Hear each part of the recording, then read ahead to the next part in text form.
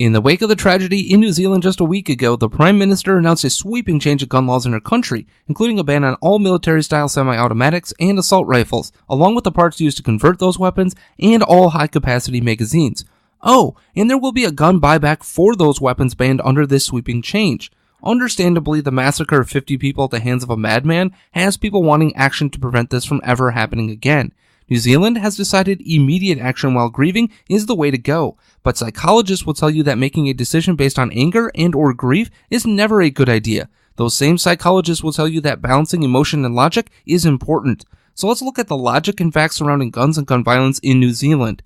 The island nation is home to some 4.8 million people and has an estimated 1.5 million guns in circulation. That is 17th most in the world, by the way. Yet, there were just 48 murders in the entire country last year, not all of which came from gun violence as well. Oh, and that number was the lowest for total murders in over 40 years. There's also the small fact that the man who committed this horrific act broke a ton of already established laws against modification of guns, magazine capacities, and this thing we like to call murder.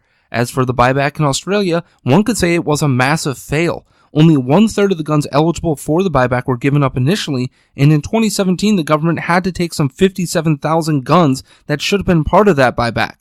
It also has not affected violent crime in a positive way, as that number has been on a near steady increase ever since 1996. When you look at this situation logically, you see a country overcorrecting in the name of safety while taking away even more self-defense from its citizenry. I'm Andrew Coppins, and this has been By the Numbers. You can follow me on all of the socials at The Coppins Show.